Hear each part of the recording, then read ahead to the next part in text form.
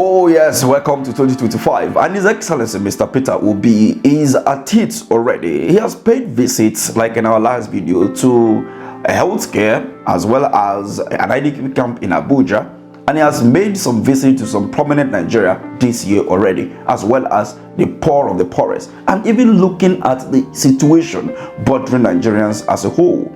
And in a press briefing, he highlighted the issues of insecurity, the issues of economic, and some policies that have been made within the last 18 months by this current administration, of which he has a strong message for the President, Bola Ahmed Tinubu, to sit back in Nigeria and stop flying like a bird. Let's take a listen. Fellow Nigerians, Happy New Year. As we begin the new year 2025, it has become imperative for me to speak to you as a Nigerian interested in the progress of the country. The political, economic, and security situation of our country is worsening daily, despite contrary positions and claims by the government of improvement in all spheres of human endeavor. Our national challenges are visibly worsening. Our nation and its fortunes are in clear reverse. The indices are clearly indicative of our decline. Thus, Nigeria remains one of the poverty capitals of the world, with over 100 million in extreme poverty and more than 150 million in multi-dimensional poverty. The situation has deteriorated significantly in the past 18 months under the current administration. As a nation, we are falling from being the highest GDP in Africa in 2014 at $574 billion and per capita of about $3,500 to now ranking the fourth with a GDP less than 50% of what we were a decade ago, about 200 billion, with per capita less than a third, about 1,000. Our nation remains one of the most insecure and least peaceful in the world today, with countless communities and families displaced from their homes and now living in IDP camps. According to the Global Peace Index report, Nigeria ranks 143 out of 163 countries in terms of peacefulness, an indicative of high level of distress. Food insecurity has become a national norm, making Nigeria one of the hungriest countries of the world. Gainfully employed and middle-income Nigerians now spend nearly their entire income on feeding, with some resorting to borrowing to eat just to eat. For those living on margins, low-income earners and unemployed, the situation is even more dire. The newly approved minimum wage of 70,000 cannot afford a bag of rice or even half a bag of beans. As a result, many Nigerians go to bed hungry, while a significant number now rely on palliatives and charitable support. Tragically, this has recently led to several avoidable deaths. Nigeria in 2024 Hunger Index is ranked 110 out of 127 countries measured, reflecting a critical level of hunger and food insecurity. We have earned the dubious distinction of being one of the countries with the largest number of people without access to electricity. In 2024, despite the abysmal and unacceptable power generation and distribution, the frequency of national grid collapse increased significantly. The frequency of national grid collapse increased, where we have almost 12 times in 12 months. As a result, we are now mocking referred as a generator country. This persistent lack of adequate energy supply continues to hinder our national development. Corruption, official efficiency, fiscal profligacy, and the mismanagement of public resources continue to rise astronomically in our country, spreading across all spheres of government. Similarly, nepotism and disregard for the Constitution, rule of law, and due process have become the norm. Our national debt has risen astronomically from approximately 15 trillion in 2015 to over 100 trillion today. This sharp increase has occurred within the last 18 months under the current administration. Ironically, these borrowings are largely allocated to non-generative programs and projects, leaving little to tangible development assets. Inflation remains an all-time high, businesses are collapsing, and manufacturing companies are barely surviving, further contributing to already high unemployment rate. We hold periodic elections that are no longer genuine.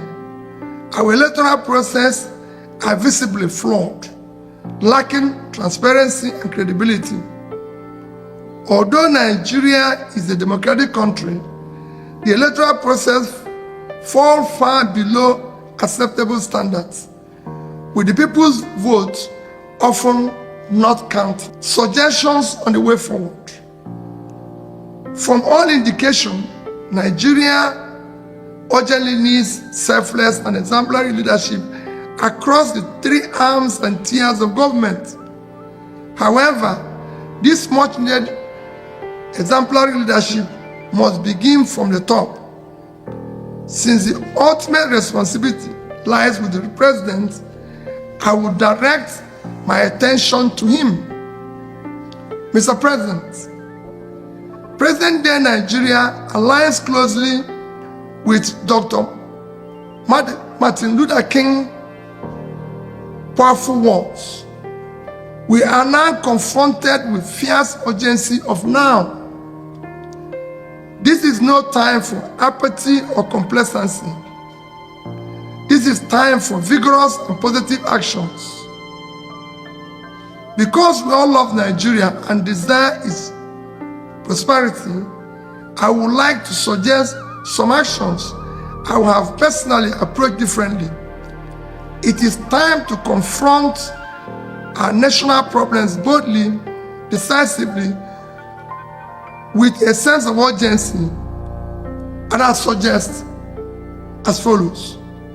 Commence a visible and verifiable reduction in cost of governance to be able to allocate much needed resources to critical areas of development such as security, health, education, and poverty alleviation. Aggressively and visible attention should be given to combating corruption effectively. While addressing past corrupt practices, we must ensure proper investigations and recoveries are related to missing funds or their sources. The focus should be on eliminating current and future official malfeasance through increased transparency and accountability in public procurement and contract awards, as well as thorough monitoring of execution of projects to ensure that limited resources are efficiently utilized and applied productively.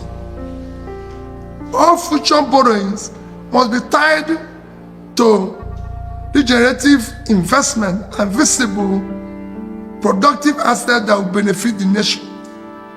This will ensure both productivity and the ability to service and amortize such loans, rather than continue the current practice of accumulating massive debt with no tangible returns, which places undue strain on future development revenues. Mr. President, out of approximately 580 days you have been in office, it is reported that you have spent about 30% or around 180 days on more than 30 publicly recorded trips overseas. My appeal is that you dedicate 20% of 2025, roughly 72 days, to visit each of the 36 states for 2 days each. As a president, such visit will give you opportunity to better understand their economic and security situations across the country. Further, it is time you visit our national hospitals and health facilities.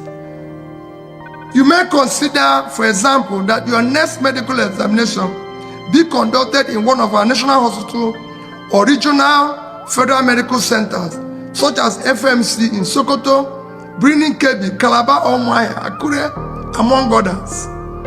This will allow you to assess the state of healthcare facilities available to Nigerians. It will also help you to understand the condition of our hospitals and clinics, enabling you to make informed decisions on how to upgrade and make them efficient. Endeavor to travel by road to observe the conditions of most highways. You can take short trips, for example, from Calabar in Cross River State to Uyo in Akwa Ibom, a distance of less than 100 kilometers, or from Benin in Edo to Warri in Delta. I recall taking President Obasanjo on a trip from Awka to Onitsha on the federal highway when I was governor of Anambra State. That journey prompted him to immediately approve the construction of parts of the road by Anambra State with subsequent reimbursement by the federal government. Such actions are immensely valuable.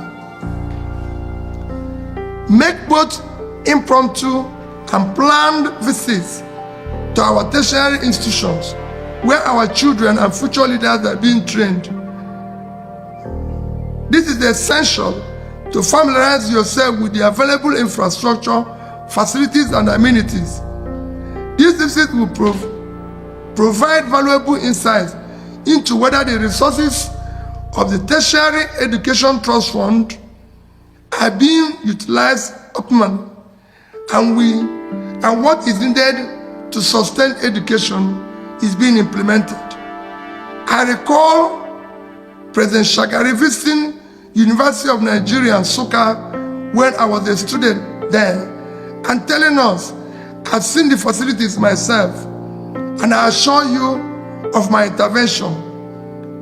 Institutional facilities improved significantly thereafter. As Commander-in-Chief, visit our military formations and security agencies, especially during their field operations, and provide them with moral-boosting assurances and support for optimal efficiency.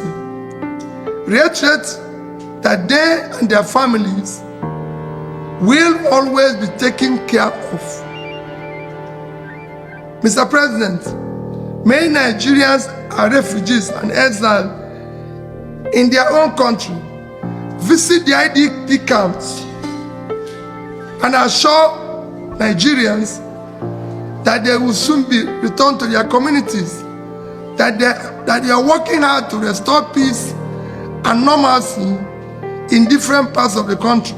Mr. President, you are no longer governor of Lagos State. You are now the president of Nigeria.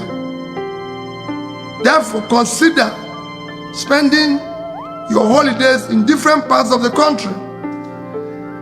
Let your next Salah, Easter, or Christmas holidays be spent in Yola, in Sokoto, Jos, Akure, Yanegua, Abakaleke, among others. The single most challenging test you face is ensuring the future of elections are credible and truly reflect the will of the people. Finally, Mr. President, Nigerians need to hear from you directly, not through your proxies. Quarterly update on what you are doing to improve the situation is crucial. God bless you. God bless Nigeria. So that is it from His Excellency Mr. Peter Obi. As you all know, Mr. President, since he was inaugurated, talking about Bola Ahmed Tinubu, he has been to France more than 10 times, if I'm correct. I mean, that is, if I'm not undercounting the number of times he has been to French since he became the president of Nigeria. He has been flying all the time. Like a journalist once said that if Nigerians only know how much they spend to fly to go find foreign investors. But I've not seen other countries, even past presidents, flying to look for foreign investors. Just sit down, make policies, just have security, have power. People will come invest for your country. Anyway, what do you make of the press briefing by His Excellency Mr. Peter Obi? Next in our video, we'll be looking at the Q&A section where he answers some certain questions as regarding to the press release as well as issues bothering Nigeria. Stay tuned.